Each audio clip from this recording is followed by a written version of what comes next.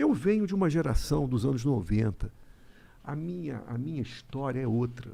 A minha história nunca foi nicho. Eu lutei sempre contra o nicho. Quando, na minha carreira, no início da minha carreira, eu optei pelo Jô Soares, eu sabia exatamente o que eu queria, onde que eu queria chegar com a minha música. Eu nunca fui um artista de nicho. Eu tenho o maior respeito pelo artista de nicho. Não tenho nada contra ele. A minha não é essa. Entendeu? E eu vou te falar, por isso eu passei por lugares como o Jô Soares, Sem Censura. Todos aqueles programas do Canal Brasil eu passei. MTV fui várias vezes. Esse Pânico na Jovem Pan, fui várias vezes. Cara, você não imagina. Danilo Gentili, fui lá. Eu acho que eu só não fui no Ratinho, mas eu iria no Ratinho, não tem problema nenhum. Cara, você não sabe a patrulha ideológica dessa porra. É mesmo? Porque tem... Os caras enchem teu saco? A patrulha ideológica. Porra, Danilo Gentili, nesse programa...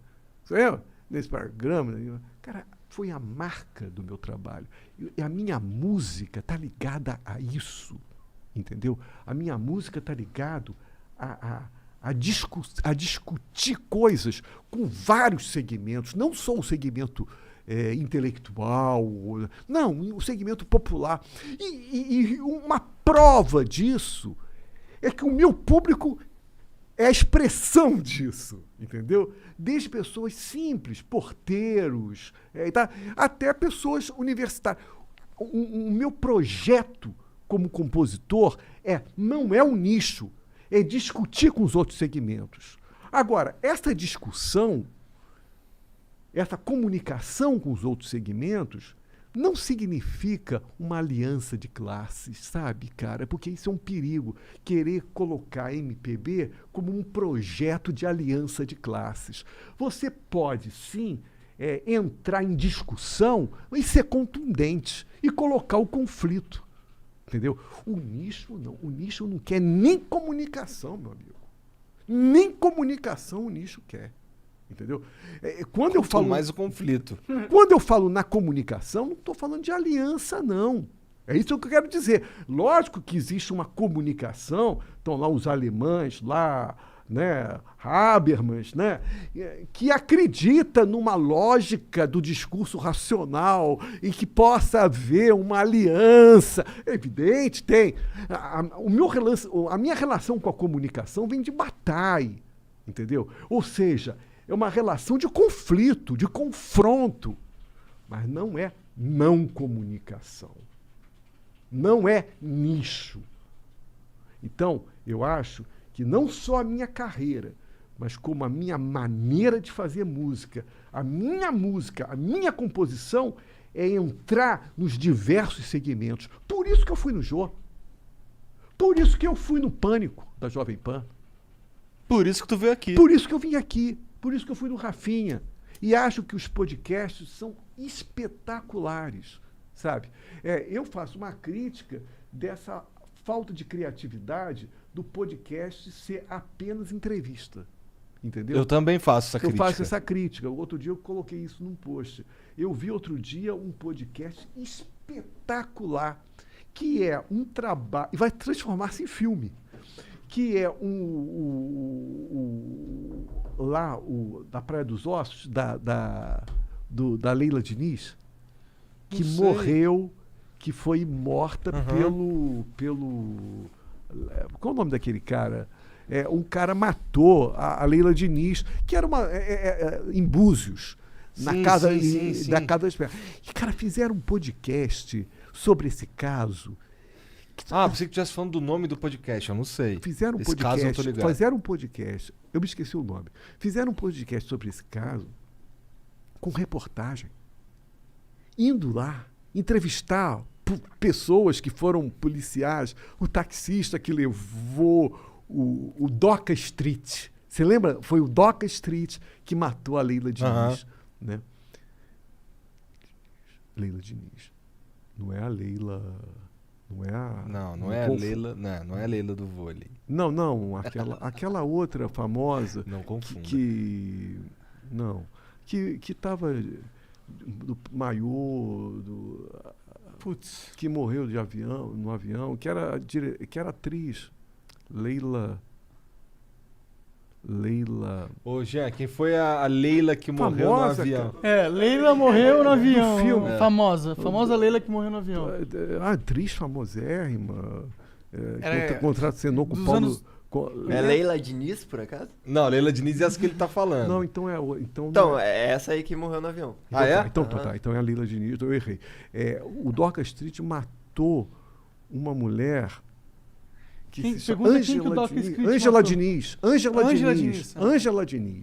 Né? E isso teve repercussão, né, nos jornais, nacional e tal. Faz um tempão isso aí. Faz muito tempo. E o podcast fez um trabalho de reportagem sobre isso, cara. Entrevistando um advogado, reconstituindo. Então você vê quantas fotos. Foi tão bom, foi tão bem feito, que vai se transformar em filme.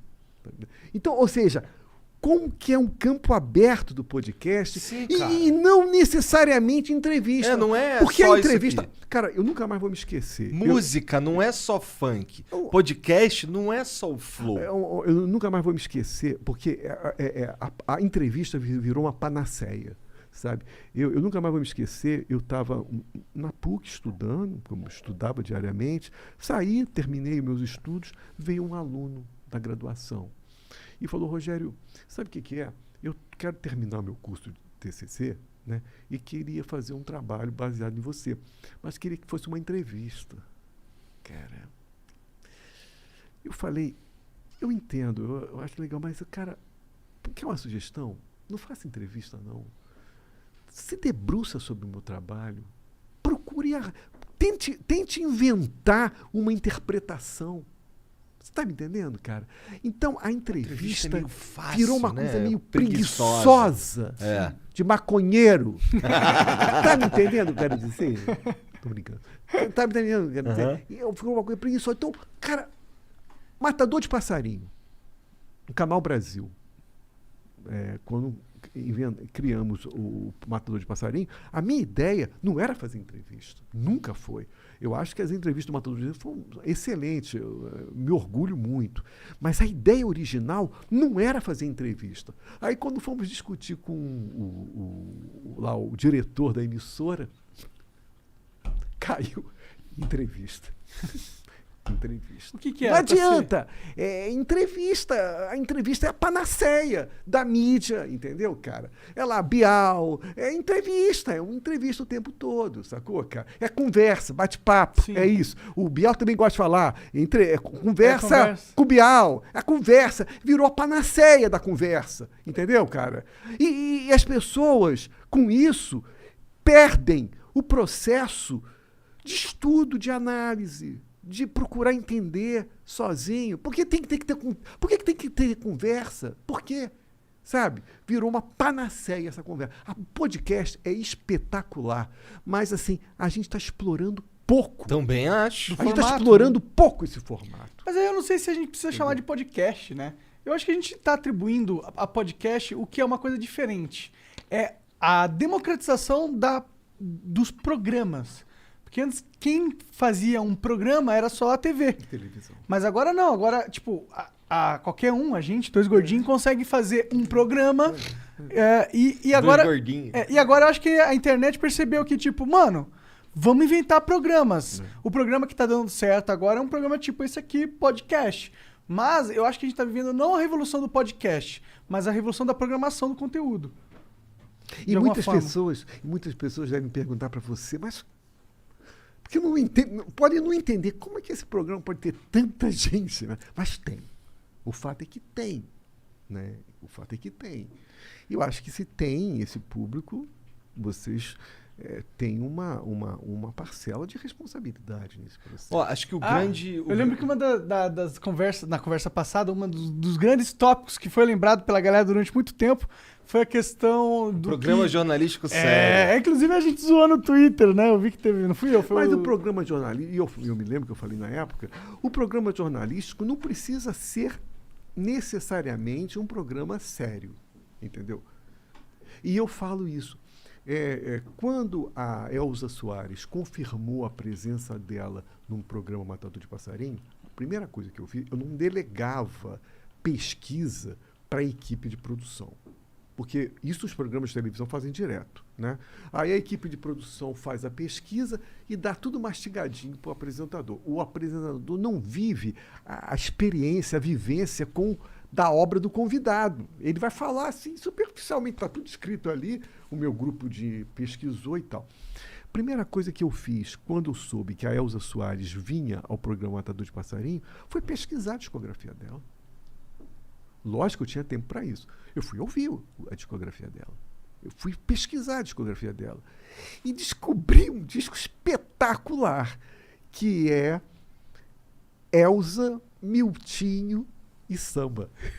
Que é um disco espetacular, que era a Elza Soares cantando com o Miltinho. Sabe o Miltinho? Eu não sei se vocês já ouviram o Miltinho. Não, Miltinho é um não. cara, é um Não, sambista nunca ouvi. da década de 60, 70, mais 60, que tinha um balanço espetacular. E a Elza cantava pra caralho, né? Cara, e só clássicos do samba. Cara, você ouve aquele disco, você fica maravilhado. Cara, se eu não tivesse recebido a Elza no meu programa, eu não teria tido a oportunidade de pesquisar e não teria a oportunidade de descobrir essa joia rara da música popular brasileira.